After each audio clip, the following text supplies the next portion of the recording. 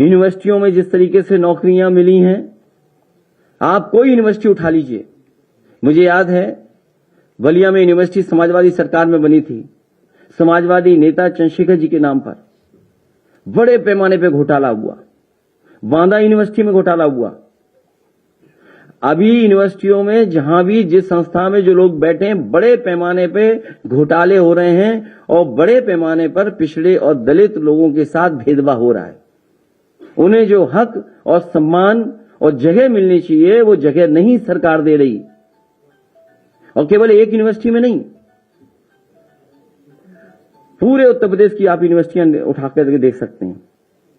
और जितने भी सरकार के फैसले हैं, उन फैसलों से ये नजर आता है कि पिछड़े और दलितों की अनदेखी हो रही, बड़े पैमाने पे उनके साथ भेदभाव हो रहा है। आप बताइए, जितने भी अपॉइंटमेंट हुए हैं, जो एक वाइस चांसलर के खिलाफ कितनी जांचें हो रही, क्या हुआ, कहां चल रहा है बुलडोजर? क्या बुलडोजर चलेगा उनकी संपत्ति पर? जो संपत्ति उन्होंने कमाई, क्या उस पर बुलडोजर चलेगा? और जो अपॉइंटमेंट्स किए गए आप देखिए, उसमें पिछड़े और दलितों का क्या अपॉइंटमेंट है उसमें? अगर कोई अपॉइंटमेंट हुआ हो, टेक्निकल यूनिवर्सिटी की बात कर रहा हूं मैं, और जो स्टेट यूनिवर्सिटीज में जो लोग बैठे हैं, क्या वो भेदभाव नहीं कर रहे हैं? और इसीलिए भेजा गया है कि वो भेदभाव करें। चाहे वो झांसी की यूनिवर्सिटी हो, चाहे वो कानपुर की हो, चाहे इलाहाबाद की हो, चाहे लखनऊ की हो, चाहे फैजाबाद की हो, चाहे बांदा की हो, चाहे आपकी बलिया की हो, चाहे सैफई की मेडिकल यूनिवर्सिटी हो, क्या भेदभाव नहीं हो रहा? और चाहे अपॉइंटमेंट्स हो रहे हो, उसमें भेदभाव नहीं है क्या? जब पिछड़ों का वोट चाहिए तो पिछड़ों के लिए न जाने क्या क्या सपने दिखाएंगे। आज जब वोट दे दिया पिछड़ों ने, तो पिछड़ों को कोई हक और सम्मान नहीं मिलेगा। मुझे याद है जिस समय इनकी सरकार पिछली बार नई बनी थी, उस समय जो पुलिस भर्ती की सूची बननी थी, क्योंकि रिजल्ट कोर्ट में उसको शामिल था, रिजल्ट आ चुका था, किन्हीं कारणों से रिजल्ट घोषित नहीं हो पा रहा था। जब कोर्ट के माध्यम से घोषित किया गया, तो इसी भारतीय जनता पार्टी की सरकार ने वो रिजल्ट घोषित किया, और घोषित होने के 3-4 दिन बाद इन्होंने पूरा का पूरा रिजल्ट बदल दिया और कहा कि ये नई आरक्षण व्यवस्था है, उसके तहत नई सूची बनाई जाएगी। मुझे याद है उस समय 1700 पिछड़े और दलित नौजवानों को नौकरी मिली थी। वो 4 दिन तो खुश रहे, लेकिन 4 दिन के बाद वो खुश नहीं रह पाए, उनको नौकरी से बाहर जाना पड़ा।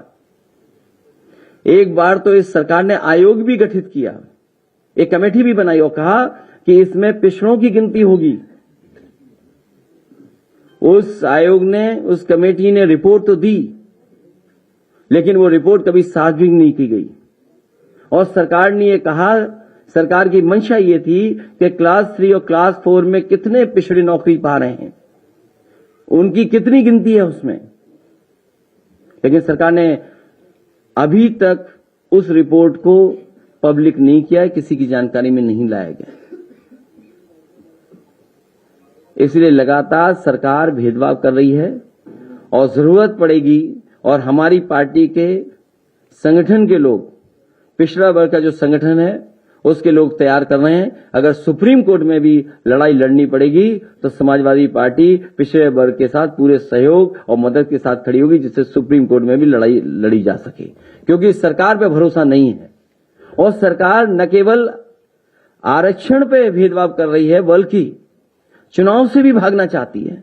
जहां तक आरक्षण का सवाल है, और जिस पर सरकार समय समय पे गुमराह कर रही है और इस कगार पे खड़ा कर दिया है कि पिछड़े और दलित मिलकर के एक आरक्षण का या रिजर्वेशन का रेवोल्यूशन तैयार करें, आंदोलन तैयार करें। मैं सरकार से कहूंगा कि सदन बुला करके उन्हें बहस करनी चाहिए। जब उनकी नीयत साफ है तो सदन बुलाएं, और सदन में अपनी जो पक्ष है वो पूरा का पूरा साफ रखें। और जो हम लोगों ने देखा है इधर पिछले कई वर्षों से, चाहे वो 69,000 शिक्षक भर्ती हो, पिछड़े और दलितों के हक मारा गया हो, उत्तर प्रदेश लोक सेवा आयोग के ओर से खंड शिक्षा अधिकारी जिसमें कई पदों पर पिछड़ों के साथ भेदभाव हुआ हो, उत्तर प्रदेश के सभी विश्वविद्यालय जिसमें पिछड़े और दलितों की नियुक्ति में न जाने कितने बड़े पैमाने पे अनदेखी और घोटाला हुआ है, और जो टेक्निकल यूनिवर्सिटी है जिसकी लगातार जांच चल रही है, एसटीएफ जांच कर रही है, उसमें इतने बड़े पैमाने पर घोटाला है जिसकी हम और आप लोग कल्पना नहीं कर सकते। नियुक्तियों की हो, अपॉइंटमेंट्स की हो, और सरकार ने जहां भी अपॉइंटमेंट किया है वहां पिछड़े और दलित को कोई हक और सम्मान नहीं दिया है। निजीकरण लगातार चल रहा है, और जब निजीकरण होगा तो आखिरकार होगा क्या अंतर्गत? किसका हक मारा जाएगा? इसलिए हमारी आपके माध्यम से सरकार से है कि सरकार तुरंत सदन बुलाए, कम से कम अपना पक्ष रखे और हमें भी अपना पक्ष रखने का मौका दे। और जहां जनगणना का सवाल है, समाजवादी पार्टी की हमेशा मांग रही है कि जाति जनगणना हो, जाति जनगणना कराई जाए। बिना जाति जनगणना कराए किसी को हक और सम्मान नहीं मिल पाएगा।